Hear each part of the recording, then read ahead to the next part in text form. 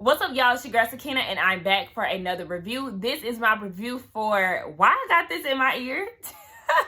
This is my review for Love and Marriage Huntsville. This is season 2, episode 11. So I have to keep reminding myself that this is not season 3. This is actually the second half of the second season. So let's get into it, right? Because, listen, I was pissed off on some of these scenes.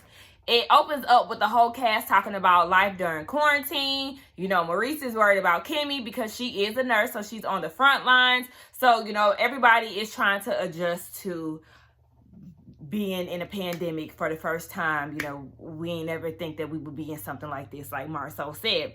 So we see that Maurice is talking to some people outside, and I was like, okay, is he reciting something? I was a little confused at first, but he's actually having a town hall meeting for Black business owners. So this is something that he wants to do to contribute to the movement. You know, he said that he's fighting it on the economic side. So, you know, he just wants everybody to be successful. So this allows seasoned Black business owners to really help and kind of like groom and mentor the up and coming business owner. So I was really here for it. Everybody was there with the exception of the Holts, even Destiny and LeBaric. So we know that they, you know, are really in the mix.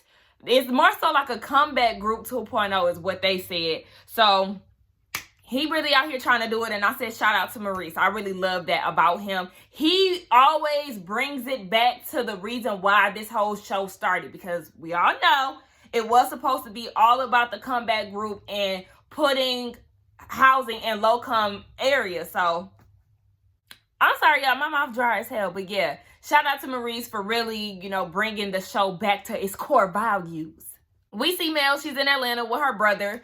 Child, she said after all the stuff that she been going through with her husband, she decided to go on to Atlanta because he won't leave the house. So when they get into these type of arguments, she's the one that has to leave because his Black ass won't get up and go.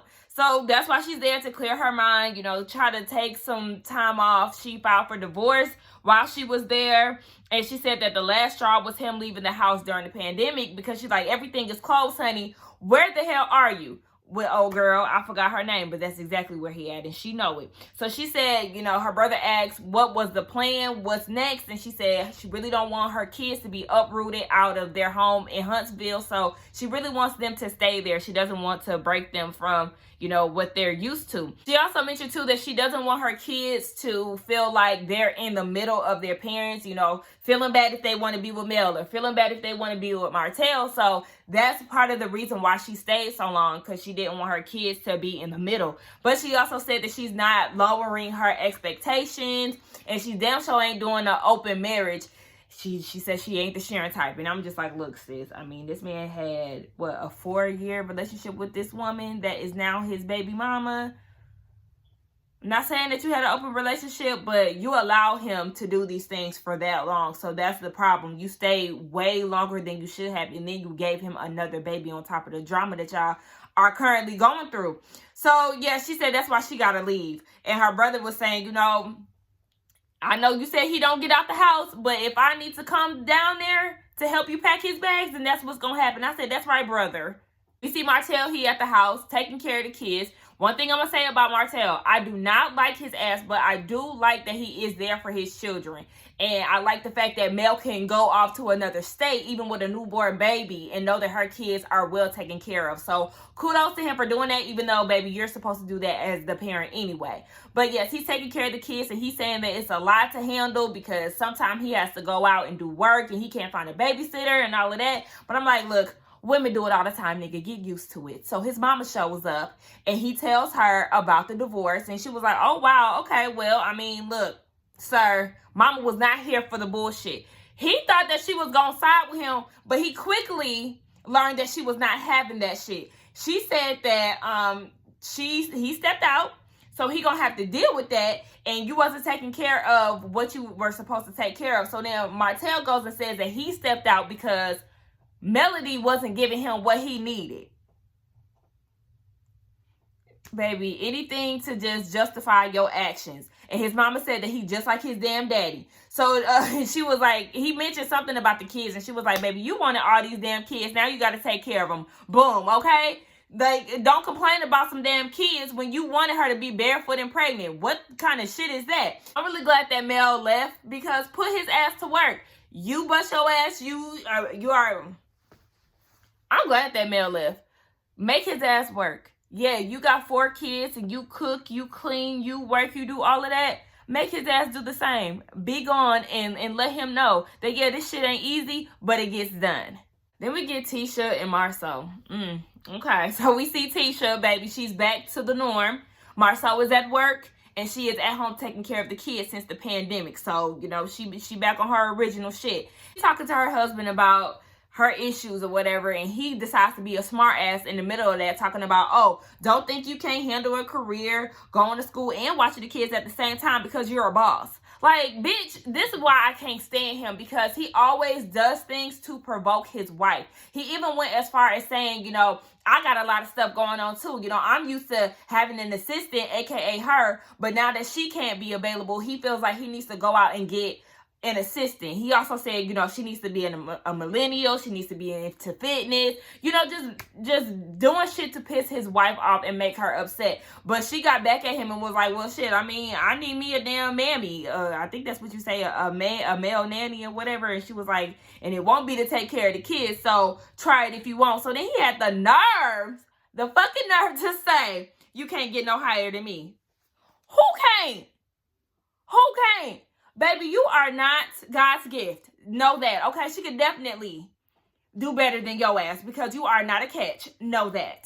So then they start talking about the Holts, and you know, they cannot go a scene without talking about them. So yeah, they found out that Mel filed for divorce, and Tisha gonna say, well, I see that she finally got the courage to file for divorce. I said, courage? You of all people don't need to use the word courage, because you can gain some damn courage to stand up to your sorry ass husband and leave his ass too, because yeah, he may support, but that's it. That's where it starts and finishes, honey. So don't use the word courage when your ass is scary and don't have the voice to stick up for yourself when it comes down to that husband of yours. Marsau seems to think that Mel would have stayed with Martell had it not been, you know, brought up to the public. And Tisha was like, well, you know what? She brought it out to the public. So it's just like, look, y'all keep running y'all mouth. And when they say something about y'all gonna be surprised. So y'all need to learn y'all lesson and just shut up, because you know that the Holts will air y'all asses out if y'all give them the opportunity. Let me get this scene that really, really pissed me off. We see that Destiny is at the house. Her and LeBaric have moved in together in a mutual space, okay? So it's not his place and all of that. She finally settled in a place that they got together. And she was talking to somebody, I think a designer, she said, and she was talking about how she wants fish and stuff. I don't know why, I just feel like if it's not tropical fish, and I know she did say that, but if it's not tropical fish, I feel like don't bring them damn fish in your house, because it's so dated. Like, fish tanks and shit is so dated, unless you got it like Monique has it in her house from Potomac.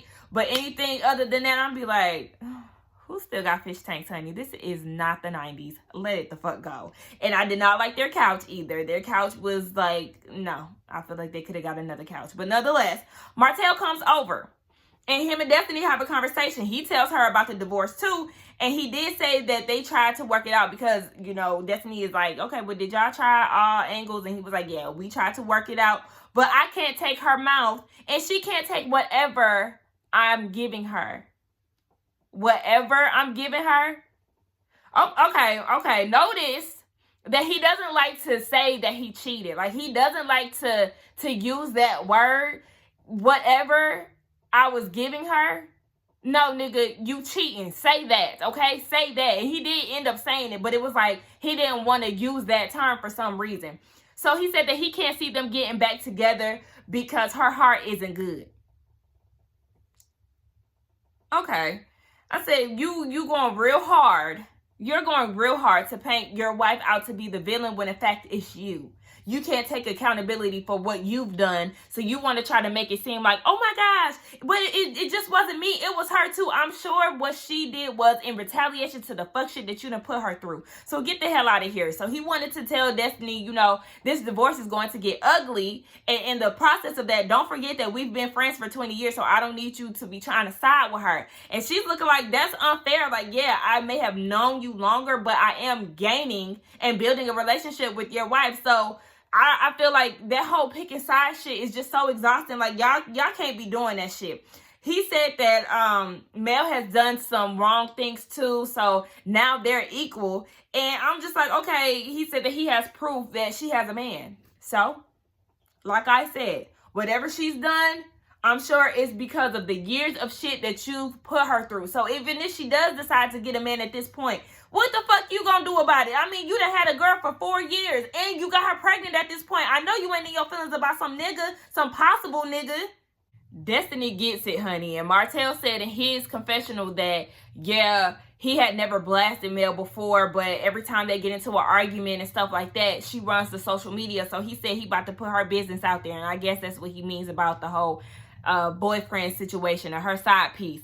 But he said that as far as their relationship, what has improved was sex, but everything else, no. He said that her attitude is just not doing it for him. So Destiny was like, okay, so you trying to say that she's too much woman for you? Call him out. Say that shit. Say that shit. Okay, because obviously we all know from Martell having those therapy sessions, he's clearly jealous of his wife and the success that this show has brought. He thought that he was going to be the #1 star, but really it's Mel. She's really the one that's benefiting the most out of the Holts. But to answer her question, he was like, I mean, shit, she might. I really need to be on some Marsau shit. You know, stay in your lane. Know your place. Are you serious right now? Like, like I said, that just stems from jealousy, because it all started with him wanting her to be successful and supporting her dreams and all it is. And then it slowly dwindled away once the season started to progress. Like, yeah, you're really jealous of your wife. And Destiny was like, oh, so basically you can't take what you put out. Hello? You can't. You can't. And then he goes and says that there's a reason why I cheated on Mel. So Destiny was like, wait, hold on, wait. Nobody can make you cheat. Like, you need to take responsibility for that, because you went to another woman and unzipped your pants. Don't try to make it seem like that was all on Mel, because that's a choice that you made. And then he goes and interrupts her and was like, see, that's the problem. You're going to mess around and get cheated on. What? What kind of shit is that to say? I'm surprised she didn't go off on him when he said that, because I was like, what? I did not like that. What kind of, if Destiny is supposed to be your friend, why would you say some shit like that? I don't know. And she said that you could have took other actions, and he sure could have took other actions. One could have been communication. You could have expressed how you felt to her. If that didn't work, y'all could have did therapy. And if that didn't work, then y'all could have did separation, or, you know, take a break from each other. But just because y'all are not feeling each other at the moment, that don't mean you go and run up to another bitch. Like, he's so sorry. It's frustrating as hell. We see Tisha and Marsau, they're down at their cigar lounge, Black, and it's coming along. They said that the pandemic really helped them with that. And then they got into the conversation of Joe Biden selecting Kamala Harris as his VP. Y'all, this irritated me. Just hearing Tisha talk about it, it just seemed like, girl, okay. Like, it just seemed like, I don't want to say fake deep, but it was really her forcing conversation with Marsau that was really annoying me. That's what it was. So then Marsau goes and says that he never thought of, you know, basically just saying how a Black woman was a vice president and all of this stuff. And he said that he never thought about it from a woman's perspective. He thinks that he needs to work on being sexist, because, you know, it's all good and funny until you think about your daughters. I said, so you mean to tell me it took Kamala Harris to be the vice president of the United States for you to consider your daughters?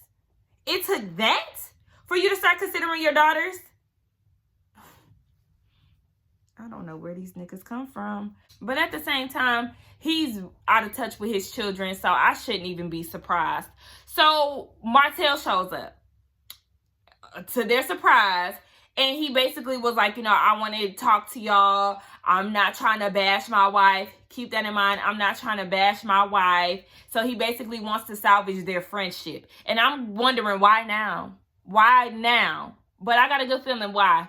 So he says now that he understands now why they came at him so hard, because Mel misled him. So now it's Mel's fault that you're not friends with the Scotts. So, like, I was just so confused. Like, okay, what are you even talking about? Tisha said that the whole 20 girlfriends thing really affected their marriage, and Marsau co-signed saying that he was hurt that Martell said that. And Marsau was saying, like, you know, it's even hard for you to apologize. So Martell was like, I mean, no, it's not.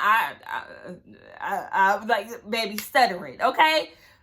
Are you sorry? Are you not? Because if you're not going to give them a genuine apology, then you might as well have stayed at the damn house.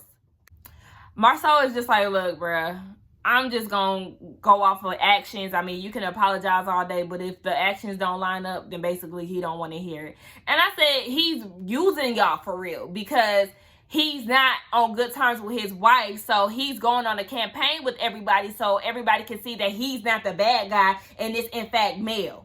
Speaking of Mel, we see that she's back in Huntsville, and the first person she wants to see is Destiny. So she got her suitcase and all of that, and they're going to work out together. So she gets there, and Destiny says in her confessional that she doesn't want to tell Mel about Martell coming over, talking about she cheated and all of that, because she said, you know what, she got a lot on her plate, so she doesn't want to go and, you know, add that to it. And I appreciate that with Destiny. She really gained 5 points with me on this episode because I like the fact that she really had Mel's back when it came down to that disrespectful ass husband of hers. And he's delusional as fuck. But anyway, they talk about Martell, and she said that, you know, Martell has to leave the house. She's ready for him to go. And then Destiny tells her about LeBerick and how because they were talking about how they sacrificed so much for their husbands and all of that. So Destiny was saying, yeah, I mean, look at all the shit that I've done for LeBerick's ass, and he ain't even helping me with the kids. So Mel was like, are you serious? He ain't helping you with the baby? She was like, I mean, he helps, but Mel seen right through that shit. Like, girl, just off of your response, no, he's not. Y'all should not have all these problems this early on in y'all relationship. Like, I know me and Martell are going through our situation, but we had good times early on before all of this damn chaotic drama that's going on currently. So, baby, these red flags, you better nip that shit in the bud before y'all be selling on the same boat as me and Martell. I said hello because, to be honest, LeBerick's slow ass been a red flag. I don't know what the fuck she's seen in that man. I really don't. Because his logic, the way he treated her when it came down to moving, talking about, is you gonna help me move or you want a Christmas gift? Like, throw the whole nigga away. All these niggas, with the exception of Maurice thus far, I don't know. I mean, hopefully he's on the right track. But the rest of them niggas, even down to LeBerick and Sadaric, all y'all can go. Mel said that their anniversary had came and went while she was in Atlanta. And, you know, obviously they were not on good terms. So the next day after the anniversary, Martell texted her and was like, oh, why you ain't tell me happy anniversary? Bitch, because I'm not cool with you. What the fuck? And she was like, that's just that arrogant shit that I can't stand. And she said that she's been burned by him so many times and she's just tired of trying. She's really dreading going to the house to meet up with him. But we see her on her way. She pulls up. And he's in the kitchen, you know, they say, hey, and he was like, do you need help with your bags? And she was like, no, but do you need help with yours? Baby, she got it popping off real early, okay? As soon as she walked in there, I said, that's right. Baby, you knew she was coming in town, and you were supposed to get your shit and get the hell on because she didn't want to, you know, talk to him. But he said that he wanted to talk to her. He felt like there were some things that they needed to discuss before he leave. But it's like, okay, I don't even want to talk to you if you ain't got your bags packed, sir. Martell seems to think that he shouldn't be the one to move. And I'm like, bitch, you cheated on me. How dare you feel like you're entitled to stay here after you've wronged me? Like, no, you need to get up and leave. He feels like she should take the kids and go to the rental property and he should stay in the house that they're in. So you will uproot your children and make their mom move out the house after you're the one who been fucking around on her? Like, make it make sense. This what I'm saying. I cannot stand inconsiderate ass men. Like, that shit pisses me off. And Mel was saying, like, this was never the agreement. And all of a sudden I'm here and you want to try to switch up. So he said that there were some things in the divorce agreement that he disagreed with. And one of the examples was the kids being homeschooled. But I'm like, okay, what's the issue with them being homeschooled, nigga? We're in the middle of a fucking pandemic. And if she doesn't feel like she wants her kids to be in a school setting, then why would you fault her for that? Like, yeah, there's nothing wrong with the kids being homeschooled. It's definitely a lot. But would you rather them be at home safe, or did you want them to be out there and be prone to corona? So because of that, I don't want to say just because of that, but as a result of that, he now wants to file for full custody of the kids. And I was like, oh my gosh. Now all of a sudden you want to file for full custody, yet you was just complaining about how hard it was to take care of them. I said, he doing that out of spite. That's that bitch boy shit that Martell is so good at. He is such a bitch, y'all. Like, I really do not like calling men out their names, but he drives me to do so. So he really surprised Mel with that. She wasn't expecting that, and she was saying, but yet, you're the same one that's texting me talking about you want your family back and all of this. And he admitted it, but he said that, you know, I don't understand why you got to be so hostile with it and all of that. Baby, when he said that and her face changed and she gave that smirk, I said, she's about to lose her shit. She is about to go off on this nigga, okay? That smirk did it for me. I said, ooh, baby. And she was like, first of all, I've been trying to be fair with your ass. Like, I've been trying to give you 50-50 and all of that. And he was like, well, it hasn't been going your way. That's the issue. No, he was like, you want things to go your way. And she was like, I mean, when has it ever gone my way? Like, get the fuck out of this house, bruh. Get out. So then he was like, I don't want my kids to be around this negative behavior.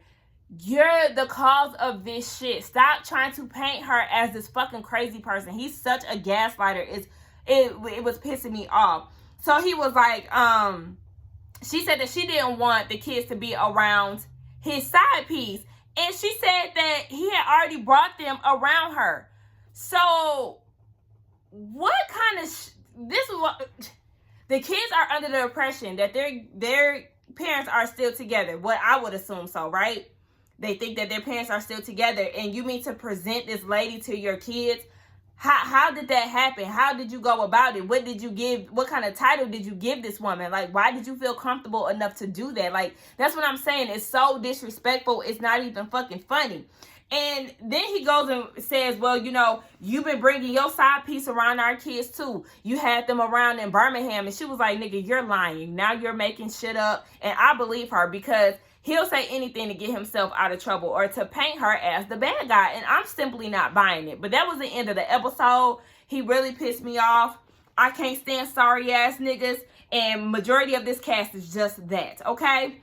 Anyway, y'all, tell me what y'all thought about this episode. Don't forget to like, comment, and subscribe to my channel. And I will see y'all in the next one. Bye.